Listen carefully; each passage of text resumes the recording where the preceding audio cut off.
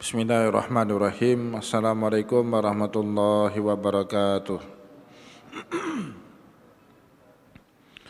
Alhamdulillahilladzi ja'ala al-ilma taharatan lin-nufus wa nuran lil-basair wa hadiyan ilal jannah.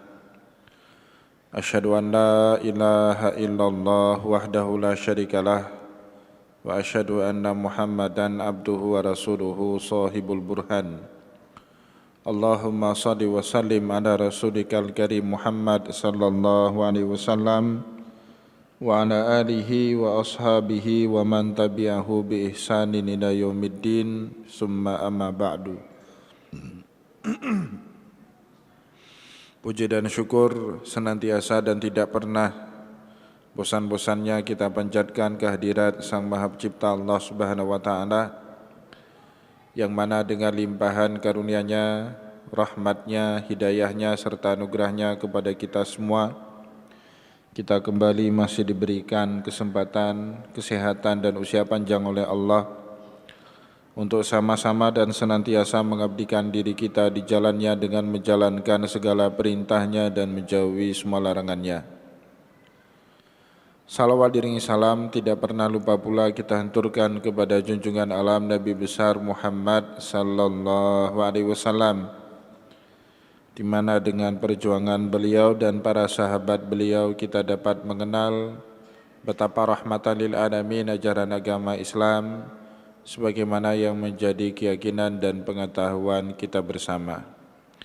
Bapak Ibu kaum muslimin dan muslimat yang dimuliakan oleh Allah, mari pada kesempatan malam yang mulia ini, malam Jumat yang penuh dengan barakah, kita kembali lanjutkan pengajian Sirah Nabawiyah kita dengan kitab Zadul Ma'ad fi Hadi Khairil Ibad karya Hujjatul Islam Imam Ibnul Qayyim Al-Jauzi rahimahullahu ta'ala anhu.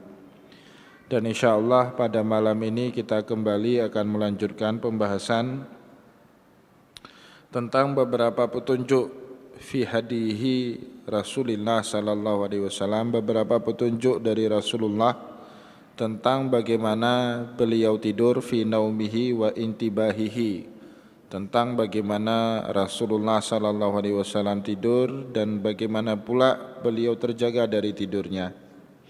Pada pertemuan yang lalu kita sudah banyak bercerita tentang hal ini dan insyaallah pada malam ini kita sambung balik cerita kita sebagaimana yang diterangkan oleh Imam Ibnul Qayyim di dalam kitab Zadul Ma'ad. Selanjutnya Imam Ibnul Qayyim menjelaskan kepada kita, wa kana yanamu ala syaqqihil aiman. Jadi Rasulullah kalau berbaring di atas pembaringannya, sering beliau itu melakukannya di sisi sebelah kanan. Jadi beliau menggunakan tumpuan pada saat tidur itu dengan sisi sebelah kanan daripada tubuhnya, atau yang disebut dengan syaqquhul aiman, dengan sisi sebelah kanan daripada badannya Rasulullah. Dalam satu hadis Nabi Muhammad sallallahu alaihi wasallam meminta kita, idza ataita madja'aka fatawadda wudu'aka lis-shalah. Kalau Anda mau tidur, mau datang ke tempat pembaringan, maka hendaklah sebelum kamu lakukan itu, kamu berwudu sebagaimana kamu lakukan sebelum kamu mengerjakan sholat. Maka nanti para ulama juga mengatakan, wudu sebelum tidur itu termasuk bahagian daripada sunnah yang diajarkan oleh Rasulullah sallallahu alaihi wasallam.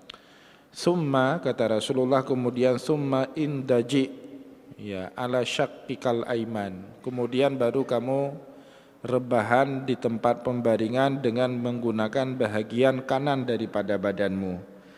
Jadi itu sunnahnya daripada Rasulullah, bukan berarti Nabi Muhammad tidurnya semalam suntuk seperti itu terus, enggak juga, tapi mulai tidurnya itu dalam keadaan demikian. Sesekali Rasulullah sallallahu alaihi wasallam berbaring terlentang, namun beliau tidak pernah tidur sambil terlengkup. Maka kemudian disitulah yang membuat para ulama fikih mengambil kesimpulan kalau tidur terlengkup itu termasuk karahiyatun naum, hal-hal yang dimakruhkan pada saat kita tidur. wa yada'u yadahul yumna tahta khaddihil aiman. Kemudian Rasulullah sallallahu alaihi wasallam meletakkan tangan kanannya itu sebagai bantal di bawah pipi kanannya Rasulullah sallallahu alaihi wasallam. Jadi tangan kanan itu diletakkan pada pipinya. Bahkan kalau kita simak penjelasan yang diberikan oleh Imam Bukhari di dalam kitab Sahih, wa idza awa ilaihi tawassada kafhul aiman. Jadi Nabi Muhammad kalau sudah berbaring di atas kasur maka tawassada. Tawassada itu maknanya menjadikan bantal. Apa itu? Kafhul aiman. Tangan kanan beliau itu sekaligus berfungsi sebagai bantal yang diletakkan pada pipinya.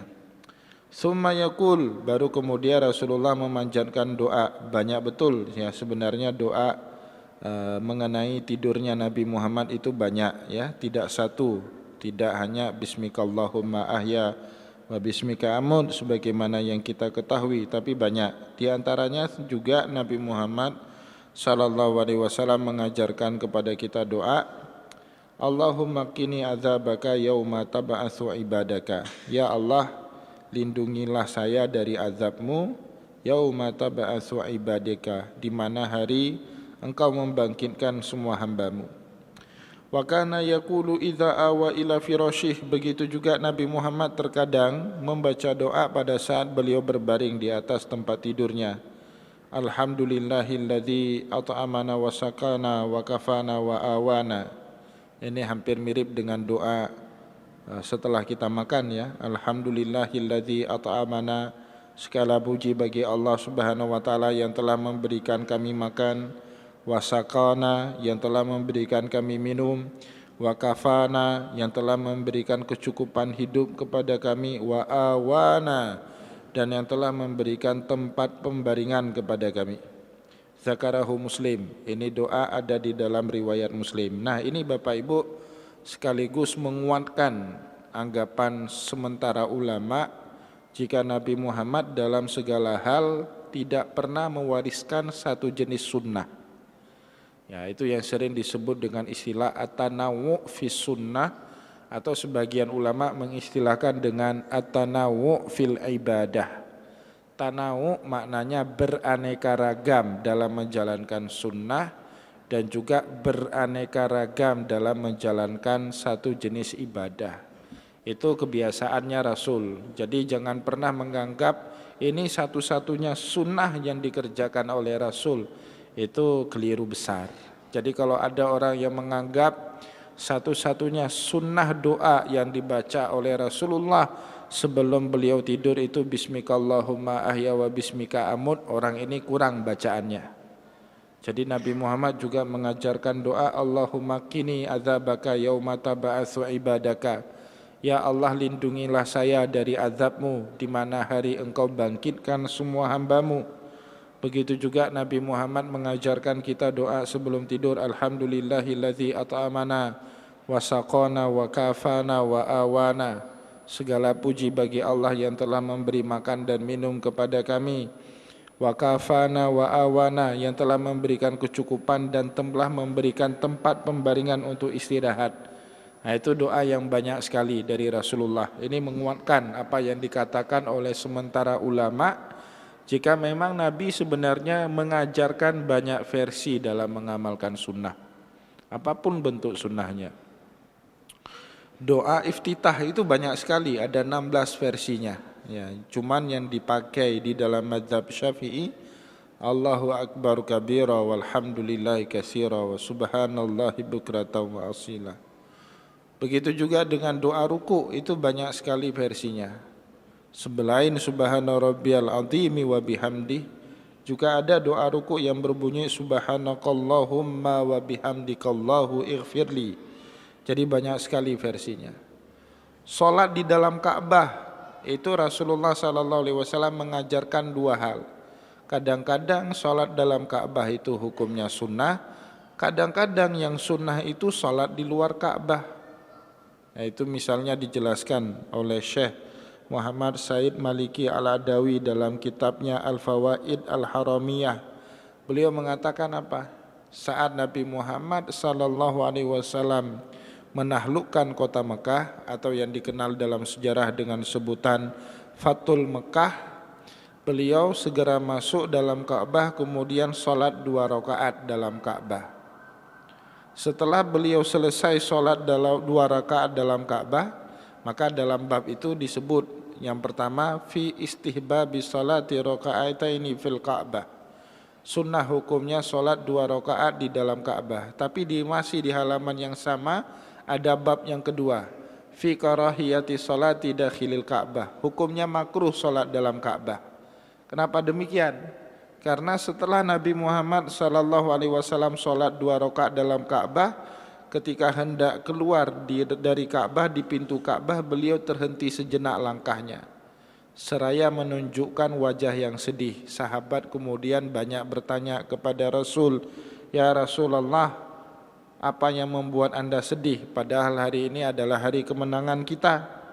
Dijawab kemudian oleh Rasulullah, "Saya khawatir kalau apa yang baru saja kita lakukan tadi, yaitu sholat 2 rakaat dalam Ka'bah, itu nanti akan memberatkan umatku di akhir zaman kelak." Ya. Maka karena ada kekhawatiran itu, Bapak Ibu, sementara para ulama mengatakan bagi kita yang tak punya kemungkinan sholat dalam Ka'bah, memang sholat dalam Ka'bah itu hukumnya makruh. Buktinya apa? Nabi Muhammad sendiri menyesal sudah mengerjakan sholat 2 rakaat di dalam Ka'bah. Tapi bagi Bapak Ibu yang punya potensi bisa mengerjakan sholat 2 rakaat dalam Ka'bah, sunnahnya seperti itu. Nah, inilah kemudian yang membuat para ulama punya semacam kesimpulan. Yang namanya sunnah tidak pernah tunggal diwariskan oleh Rasulullah sallallahu alaihi wasallam kepada kita. Selalu dalam bentuk yang beraneka ragam, selalu dalam bentuk yang berbagai macam banyak versinya. Wa dzakara aidan annahu kana yaqulu idza awa ila firasyih.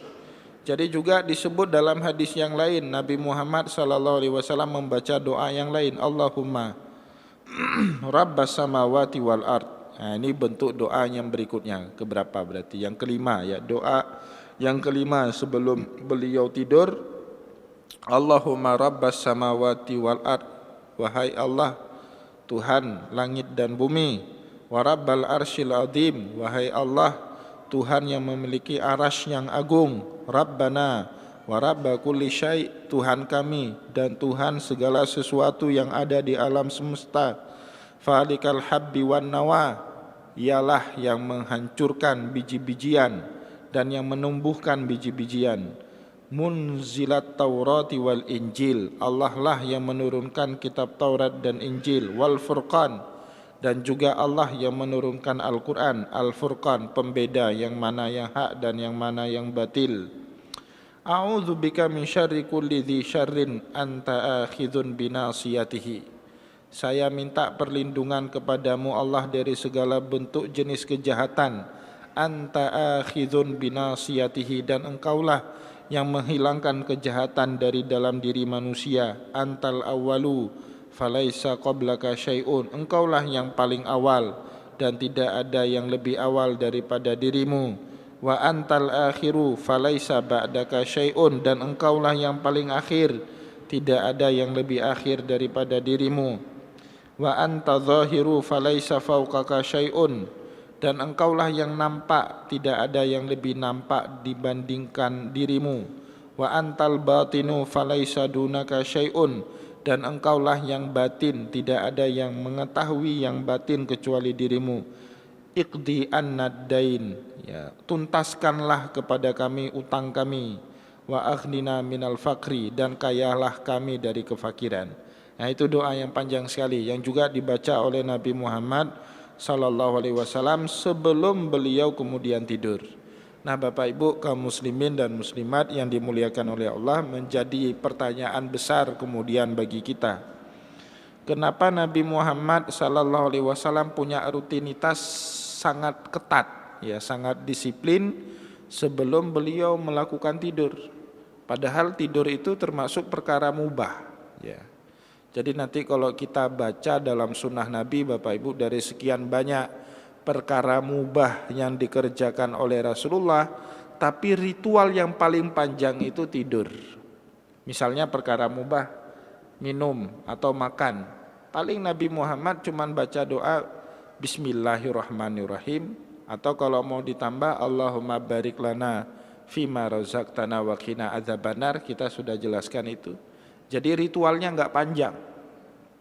Atau misalnya Nabi Muhammad SAW mau ke kamar mandi, itu paling baca doa Allahumma inni a'udzubika minal khubuthi wal khaba'is. Enggak panjang ritual yang dilakukan sama Nabi.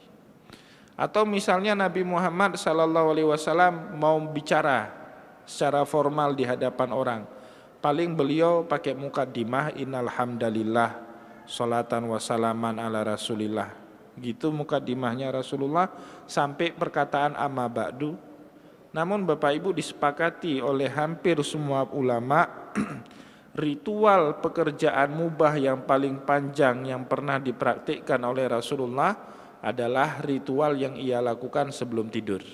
Ya, nanti Bapak Ibu boleh baca keterangannya, misalnya di dalam kitab Ihya Ulumuddin karangan Imam Al-Ghazali. Itu beliau mengambil kesimpulan, ritual yang paling panjang yang dilakukan oleh Rasulullah itu sebelum tidur. Nah, pertanyaannya kenapa Nabi Muhammad punya ritual yang begitu panjang yang ia lakukan sebelum tidur? Karena Bapak Ibu yang dimuliakan oleh Allah, menurut Imam Al-Ghazali, sebelum kita tidur itu kita punya dua potensi. Pertama, dengan kita tidur, kita punya kemungkinan terhindar dari perbuatan maksiat. Ya, maka kemudian sementara para ulama membahasakan tidur itu ibaratun antarkil haram. Jadi tidur itu memang perkara mubah, tapi dengan kita tidur kita bisa terhindar dari berbagai macam perbuatan yang diharamkan sama Allah. Kita mau niat pergi ke diskotik, tapi ngantuk benar, mana jadi kita pergi ke diskotik. Pasti rasa kantuk itu mengalahkan keinginan kita untuk datang ke diskotik. Kita pingin main judi, ya tapi mata ngantuk betul. Pasti kalah keinginan kita main judi itu dengan rasa kantuk kita. Maka para ulama membahasakan tidur itu sebagai ibaratun antarkil haram. Jadi suatu ibarat pekerjaan yang mubah, tapi dengan pekerjaan itu kita difasilitasi oleh Allah untuk bisa meninggalkan perbuatan yang diharamkannya. Namun Bapak Ibu yang dimuliakan oleh Allah, itu positifnya dari tidur ya. Tapi tidur itu juga punya dampak negatif. Apa dampak negatifnya? Dengan tidur itu kita punya potensi meninggalkan perkara wajib. Dengan tidur itu kita bisa lalai dari mengingat Allah. Dengan tidur itu ada beberapa ibadah yang semestinya kita lakukan tapi terabaikan. Jadi dia punya dua mata sisi tidur itu. Satu sisi dia mengandung kebaikan, dan betapa banyak para nabinya Allah, para walinya Allah diselamatkan dari perbuatan maksiat dengan cara ditidurkan. Ya, contoh yang paling sering diulang-ulang dalam Al-Quran itu kan Ashabul Kahfi. Dikejar-kejar, dipaksa untuk jadi orang murtad, sehingga Allah Subhanahu wa taala membisikkan kepada mereka, mengilhamkan kepada mereka, fa'u ilal kahfi yansyur lakum rabbukum min rahmatihi wa yuhayyi lakum min amrikum mirfaqa. Lari ke arah gua. Fa'u ilal kahfi yansyur lakum rabbukum min rahmatih. Allah niscaya akan menyelamat kalian dengan curahan rahmatnya. Wa yuhayyi lakum min amrikum mirfaqa. Dan Allah Subhanahu wa taala akan memberikan kasih sayang terhadap mereka Ashabul Kahfi. Singkat cerita, walabisu fi kahfihim salasami'atin sininan wasdadu tis'a. Tertidur mereka selama 309 tahun. Terhindar dari punya potensi murtad gara-gara dibuat sama Allah Subhanahu wa taala lelap tidur selama 309 tahun. Jadi Allah menyelamatkan walinya itu dengan cara tidur. Bahkan juga Allah Subhanahu wa taala menyelamatkan calon nabinya Nabi Muhammad itu dengan cara tidur. Dulu Nabi Muhammad sebagaimana banyak anak-anak muda seusia beliau itu sering diajak nonton yang bukan-bukan sama teman-teman sebayanya beliau. Diajak nonton tari perut, diajak nonton konser, diajak nonton perhelatan yang banyak orang-orang yang enggak benarnya. Setiap kali Nabi Muhammad kepingin untuk melihat pertunjukan itu, Allah Subhanahu wa taala membuat mata Nabi Muhammad begitu ngantuk sehingga beliau gagal mewujudkan apa yang ia inginkan. Maka wajarlah kalau para ulama membahasakan tidur itu sebagai ibaratun antarkil haram, suatu ibarat daripada perbuatan mubah, tapi dengan perbuatan ini kita tercegah dari melakukan hal-hal yang diharamkan sama Allah Subhanahu wa taala. Maka Bapak Ibu, kata Imam Al-Ghazali, perkara mubah yang paling disenangi oleh orang soleh apa? Tidur. Jadi kalau Bapak Ibu ini sudah punya ciri-ciri orang soleh, salah satu cirinya apa? Senang tidur, Pak. Ya, senang tidur itu ciri-ciri orang soleh. Tapi perlu juga diingat, tidur ini punya dampak negatif. Apa dampak negatifnya? Dia bisa membuat kita lalai dari menjalankan perintah Allah. Banyak betul itu anak muda usia 18 sampai 25 tahun angkat barbel kuat, Pak. Angkat barbel kuat. Siang hari bolong, suhu 36 bahkan 40 derajat Celcius, suruh angkat barbel di tengah terik matahari. Sanggup dia angkat. 15 kilo, 20 kilo sanggup dia angkat. Tapi angkat selimut jam 6 pagi berat. Nah, itu banyak anak muda gitu. Ya kan? Kenapa? Karena memang tidur itu punya potensi membuat kita lalai sama Allah Subhanahu wa taala. Bapak Ibu ingat cerita pada pertemuan yang lalu, Nabi Muhammad itu kan punya semacam kain ya, semacam kain spray. Biasanya spraynya itu dilipat 2 lipatan dan baru kemudian spray itu diletakkan pada kasurnya Nabi. Suatu hari Sayyidah Aisyah melipatnya menjadi 4 lipatan sehingga nampak agak dikit lebih tebal dan itu membuat tidur kita lebih nyaman. Tapi Bapak Ibu yang dimuliakan oleh Allah, saat Nabi melihat spraynya itu kok lebih tebal dari biasanya, apa yang diucapkan oleh Rasulullah? Rudduhu ila halihil awal. Tolong balikkan spraynya itu seperti sedia kala. 2 lapis saja, tidak usah sampai 4 lapis. Fa innahu mana'ani sholati lailah. Karena yang spray tebal seperti itu bisa jadi menjadi penghalang bagi saya untuk bisa bangun malam. Nah, jadi Nabi Muhammad bisa membaca kalau tidur itu juga bisa punya potensi negatif. Salah satunya apa? Mencegah beliau untuk mudah bangun malam mengingat Allah Subhanahu wa taala. Nah, Bapak Ibu yang dimuliakan oleh Allah, untuk kepentingan itulah Nabi Muhammad mempersiapkan diri dengan begitu baik sebelum beliau tidur. Naruti tinta seperti inilah yang kemudian membuat Nabi Muhammad sallallahu alaihi wasallam jarang betul tidak terbangun malam, kecuali hanya bisa kita temukan dalam satu riwayat hadis. Jadi Bapak Ibu, sejauh bacaan hadis saya mungkin banyak alim ulama yang lain yang bacaannya lebih banyak, tapi sejauh bacaan saya itu Nabi Muhammad telat bangun itu cuma sekali stok. Jadi cuma dalam satu peristiwa Nabi Muhammad tidak sholat malam di malam itu, bahkan sholat subuhnya itu telat. Akla'al, bahasa hadis itu apa? Akla'al lana lailah. Jadi malam yang larut membuat kita telat terjaga, kata Rasulullah. Jadi beliau dibangunkan dengan sinar matahari yang masuk ke dalam mata beliau. Itu sekembali Rasulullah SAW dari perang Khaybar. Setelah Nabi Muhammad menaklukkan Khaybar, beliau balik ke kota Madinah. Dalam perjalanan itu sampai larut malam, kemudian Rasulullah SAW minta pasukannya istirahat. Kemudian Abu Hurairah yang punya giliran jaga malam bilang sama Rasulullah, ya Rasulullah, tidak apa-apa, tidur aja, saya akan membangunkan engkau pada waktunya. Ternyata Abu Hurairah juga ikutan molor tidur. Sehingga telatlah hari itu, semua telat sholat subuhnya. Di dalam hadis diceritakan sholat subuh Nabi Muhammad SAW pada hari itu saat matahari sudah terang benderang. Nah, Bapak Ibu yang dimuliakan oleh Allah, ternyata telat bangun Rasulullah itu ada barokahnya bagi kita. Barokahnya bagi kita apa?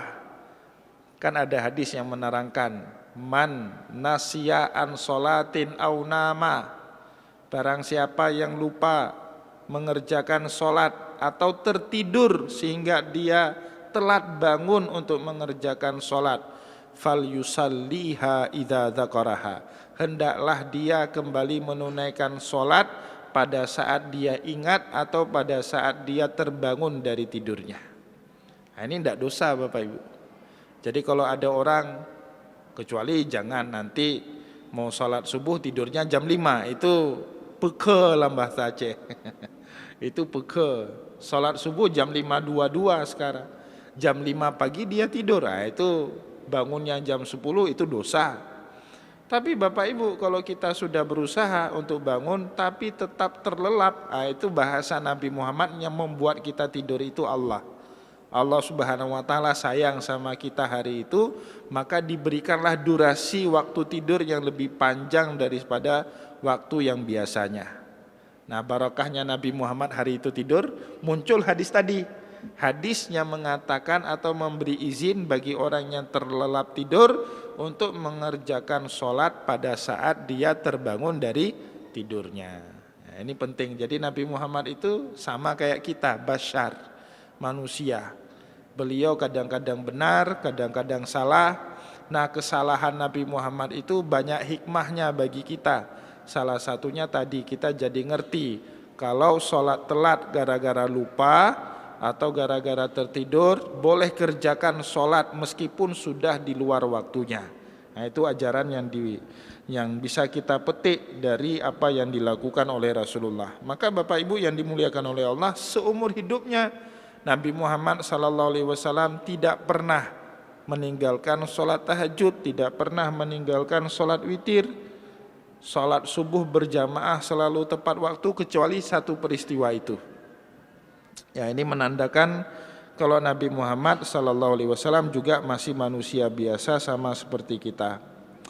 Wa kana idza istaiqadha min manamihi fil laili. Bagaimana pada saat Nabi Muhammad bangun dari tidur? Tadi kita sudah pelajari 6 jenis doa sebelum tidur yang diucapkan oleh Rasulullah.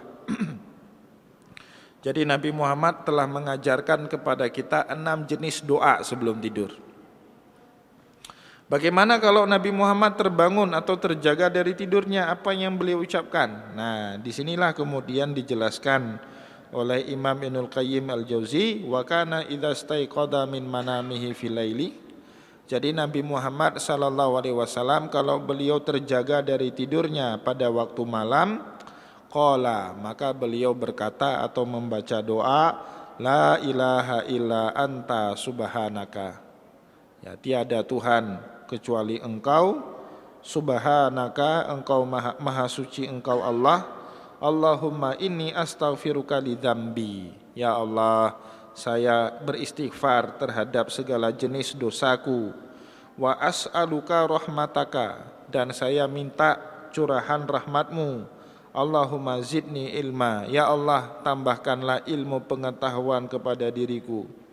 Wala tuzigh qalbi ba'da idh hadaitani, janganlah engkau palingkan hatiku setelah engkau berikan petunjuk kepadanya. Wa habli min ladunka rahmah, dan berikanlah rahmat yang berasal dari sisimu. Min ladunka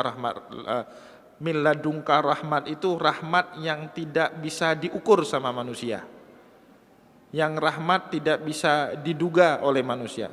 Nah, itu doanya Nabi Musa alaihissalam dulu ya. Rabbana la tuzigh qulubana ba'da idh hadaitana wa hab lana min ladunka rahmah. Dari situ pula nanti di dalam ilmu tasawuf ada yang disebut dengan ilmu laduni. Ilmu laduni itu ilmu yang diberikan oleh Allah kepada seseorang tanpa berproses seperti kebanyakan orang yang lain. Biasanya kita Bapak Ibu kalau mau banyak ilmu, pertama harus ada gurunya, kemudian harus rajin, harus banyak membaca, harus banyak mengulang. Itu baru kita bisa menjadi orang yang berilmu. Tapi kalau ilmu laduni itu tidak ada rumus, senang-senang Allah aja kasih. Kadang nggak ada belajar, kerjaannya tidur, tapi ternyata pemahamannya jauh lebih baik dibandingkan orang yang rajin belajar. Itu namanya ilmu laduni dalam tradisi tasawuf. Maka salah satu doa ma'thur yang pertama sekali diucapkan oleh Nabiullah Musa Dan kemudian berulang-ulang diucapkan oleh Nabi Muhammad apa? Rabbana la tuzigh qulubana. Ya Allah, janganlah engkau palingkan hati kami ba'da idh hadaitana, setelah engkau berikan petunjuk kepadanya. Wahab lana min ladunka rahmah, dan anugerahkanlah kepada kami ilmu laduni dari sisimu Allah. Nah itu Bapak Ibu, maka kemudian orang-orang hebat biasanya punya indera keenam. Meskipun indera keenam itu tidak berfungsi padanya pada semua kondisi, namun dalam kondisi-kondisi tertentu indera keenam inilah yang membantu dia keluar dari hal-hal yang membuat dia itu dalam kondisi payah. Ada aja biasanya, ya kalau istilah orang awam disebutnya beruntung. Orang hebat itu selalu beruntung.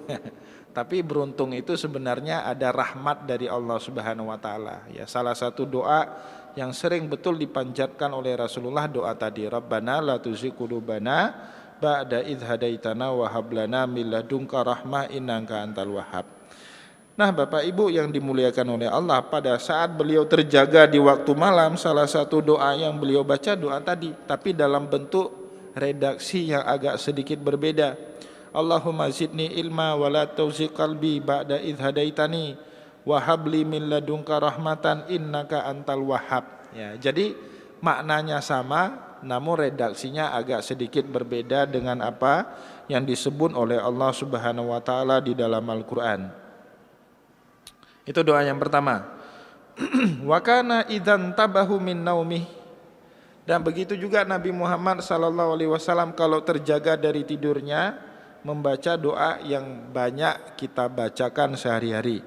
Alhamdulillahilladzi ahyana ba'dama amatana wa ilaihin nusyur. Itu doa yang juga dibaca oleh Nabi. Ya, jadi di sini Imam Ibnul Qayyim Al-Jauzi membuat menjadi dua klaster. Satu, pada saat beliau terjaga dari tidurnya di tengah malam. Jadi Nabi Muhammad itu punya kebiasaan terbangun atau terjaga dari tidurnya di tengah malam untuk mengerjakan sholat tahajud. Itu doa yang dibaca, La ilaha illa anta subhanaka Allahumma inni astaghfiruka li dzambi, dan seterusnya.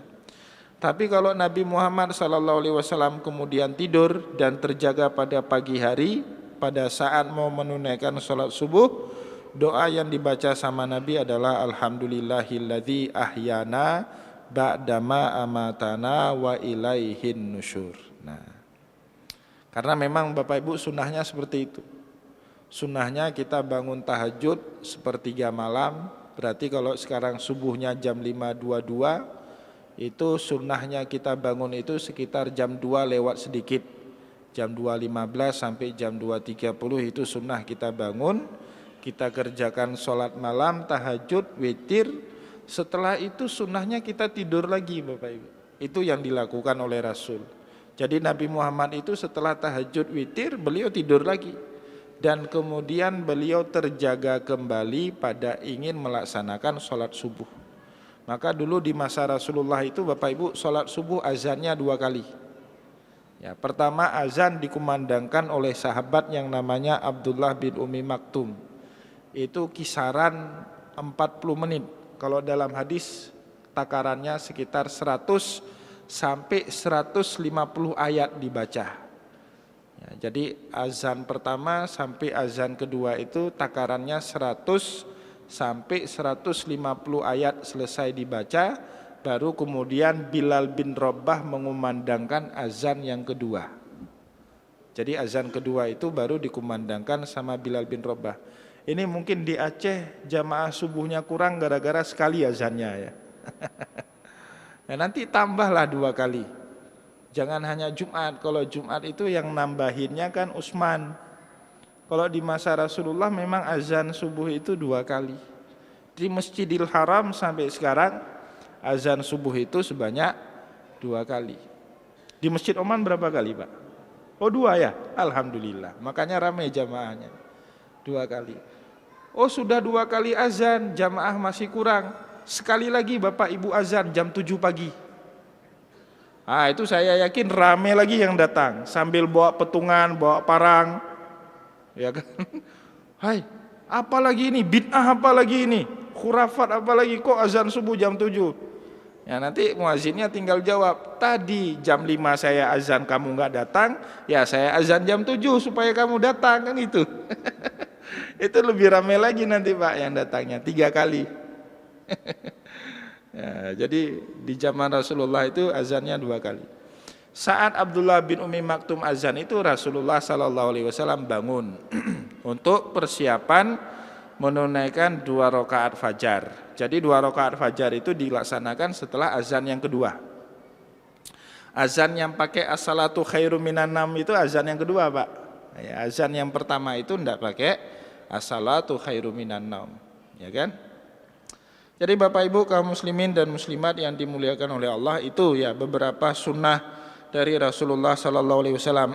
Jadi pada saat beliau bangun dari tidur pada waktu fajar, ya, baru beliau baca doa alhamdulillahilladzi ahyana ba'dama amatana wa ilaihin nusyur summa yatasawwaka, baru kemudian beliau bersiwak, ya.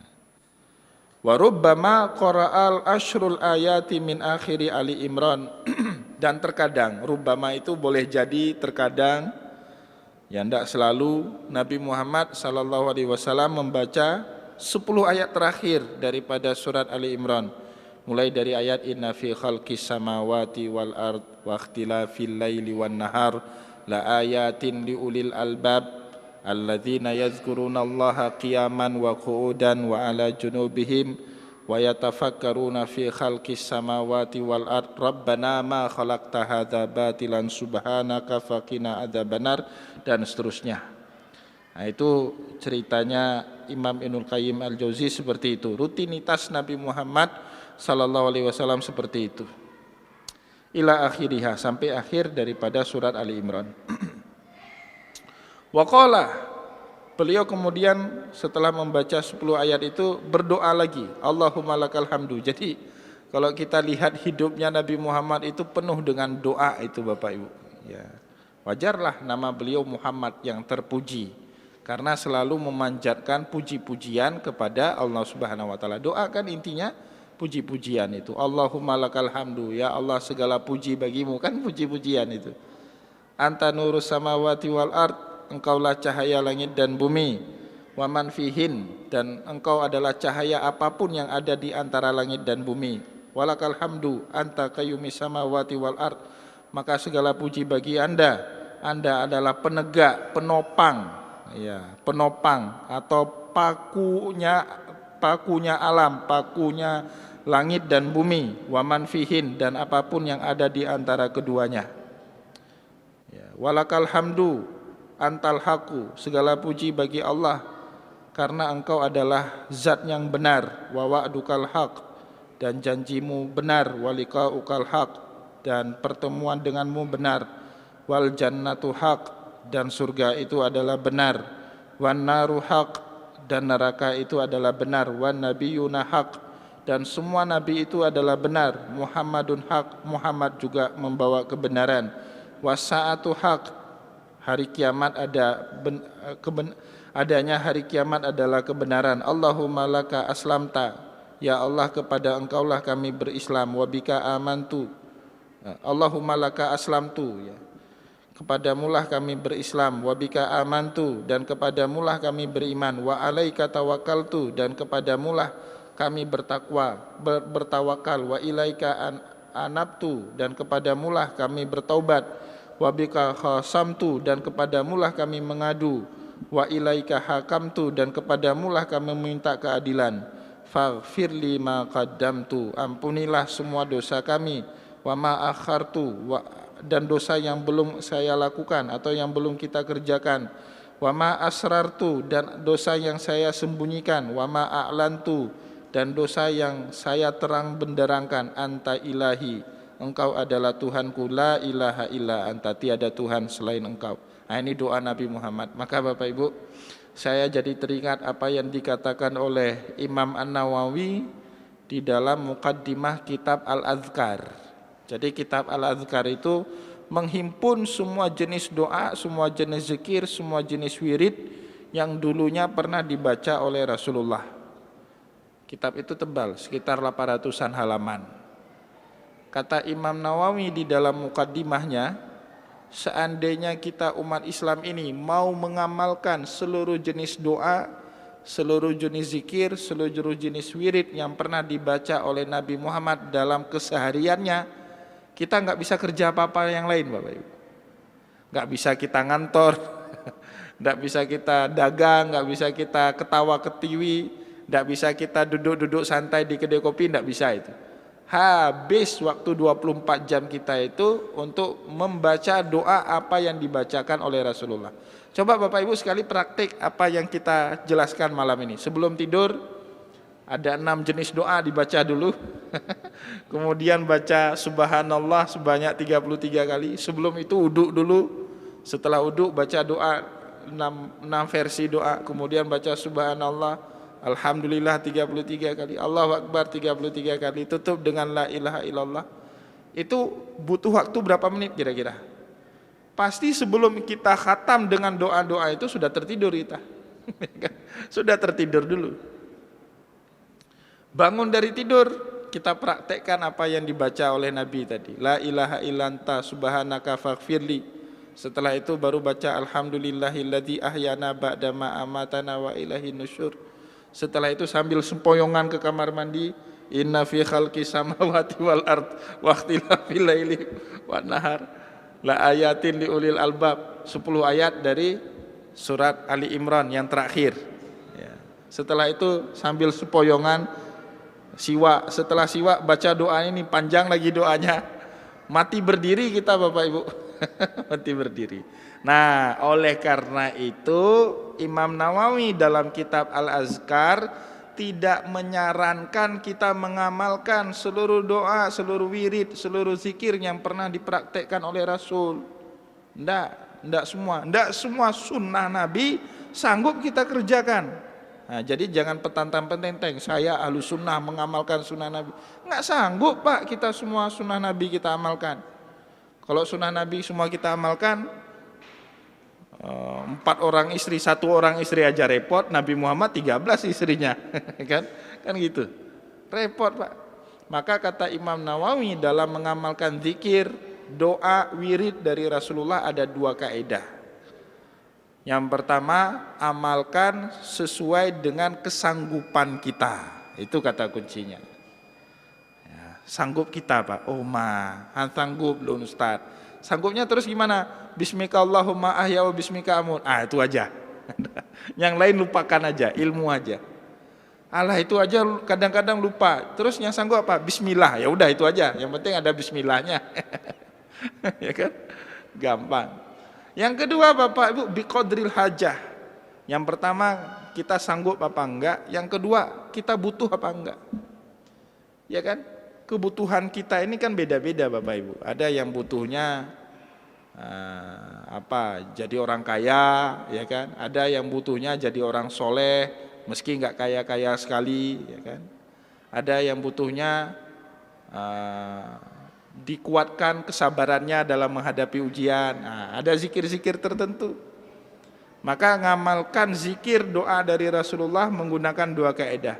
Pertama sesanggup kita, yang kedua sesuai dengan kebutuhan kita. Cari zikir yang sesuai dengan kebutuhan kita dan sanggup untuk kita amalkan dalam kehidupan kita sehari-hari. Semoga apa yang kita sampaikan di malam yang mulia ini ada manfaatnya kepada kita semua. Insya Allah pada malam yang akan datang kita akan jelaskan bergadangnya Nabi. Jadi Nabi Muhammad kadang-kadang bergadang juga. Dalam kondisi apa Nabi Muhammad mengizinkan kita untuk bergadang, telat tidur sampai larut malam, insya Allah akan kita jelaskan pada pertemuan yang akan datang. Semoga ada manfaatnya apa yang kita sampaikan. Wallahu muwaffiq ila aqwamit thariq wa nasrun minallah fatun qarib. Wassalamualaikum warahmatullahi wabarakatuh.